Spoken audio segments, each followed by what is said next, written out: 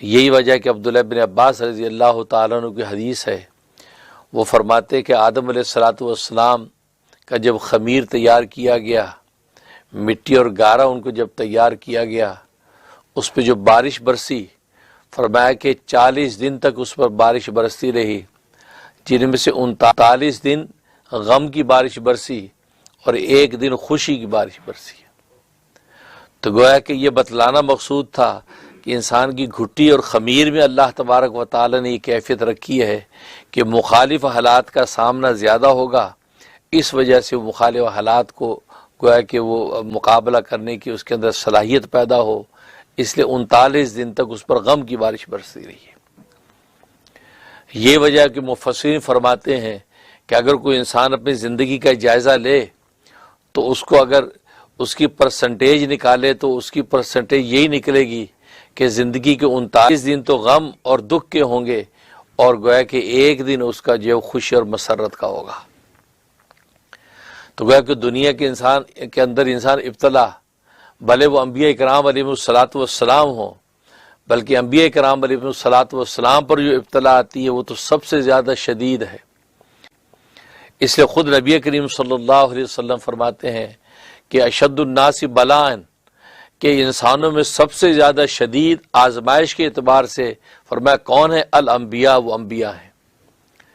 انبیاء کو سب سے زیادہ شدید حالات پیش آتے ہیں، اور شدید کا لفظ استعمال کیفیت کو ظاہر کیا ہے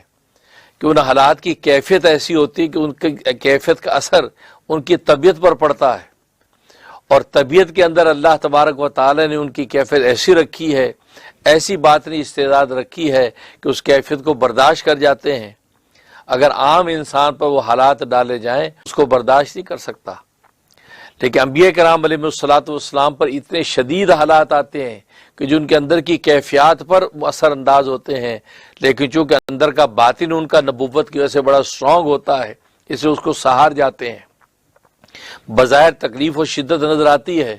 لیکن اندر کی کیفیت میں وہ اتنے مضبوط ہوتے ہیں کہ اس کو سہار جاتے ہیں۔ صبر و تحمل کا ایسا پہاڑ ہوتے ہیں کہ وہ حالات بھی ان کے سامنے ٹھہر جاتے ہیں۔ اس لیے اشد الناس بلاء، کہ آزمائش اور بلاؤں کے اعتبار سے سب سے زیادہ شدید حالات فرمایا الانبیاء، انبیاء کے ہیں۔ ثم الامثل فالامثل، جو انبیاء کے راستے کی جتنا قریب ہوگا، جس کو انبیاء سے جتنی مماثلت ہوگی، ان کو پر اسی طرح کے حالات آتے چلے جائیں گے۔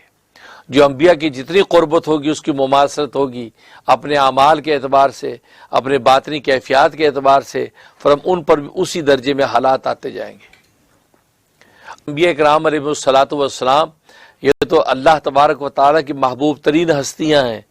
وہ جب ان آزمائشوں اور ان حالات سے جو بچ نہیں سکے تو عام انسان کا کیا، اس پر تو حالات آتے ہی آتے ہیں۔ اس لیے تکوینی نوعیت کے ہوں یا تشریعی نوعیت کے ہوں، دونوں طرح کے حالات آتے ہیں۔